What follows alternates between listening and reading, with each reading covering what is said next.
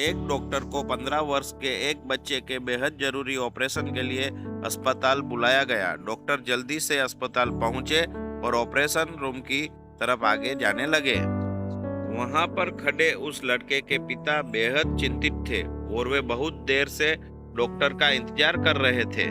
जैसे ही उस बच्चे के पिता ने डॉक्टर को देखा तो वो बोले, आपने आने में इतनी देर क्यों कर दी?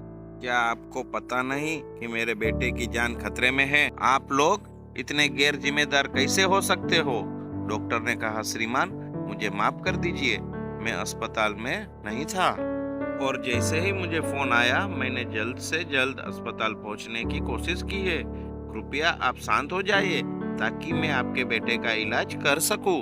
लड़के के पिता ने कहा, शांत हो जाऊं? क्या आपका बेटा यहाँ लेटा होता और मौत से लड़ रहा होता तो आप शांत हो जाते? डॉक्टर ने कहा, मिट्टी से हम आए थे और हमें मिट्टी में ही मिल जाना है। डॉक्टर किसी के भी जीवन को लंबा नहीं कर सकते। श्रीमान, आप भगवान से अपने बेटे के लिए प्रार्थना कीजिए। हम अपनी पूरी कोशिश करेंगे कि आपके बेटे को कुछ न हो।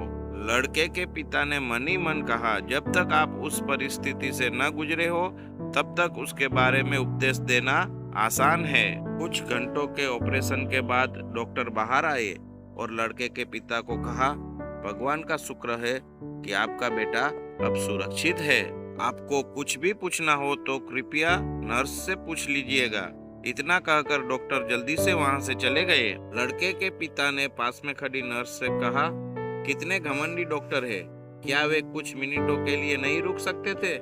मुझे मेरे बेटे की स्थिति के बारे में जानना है। नर्स की आंखों में आंसू थे। नर्स ने कहा, कल डॉक्टर के बेटे का निधन हो गया था। जब हमने आपके बेटे के ऑपरेशन के लिए फोन किया था तो वे अपने बेटे के अंतिम संस्कार को बीच में छोड़कर ऑपरेशन करने आए थे। अब लौटकर वे अपने बेटे के अंतिम संस्कार के कार्य को पूरा करेंगे।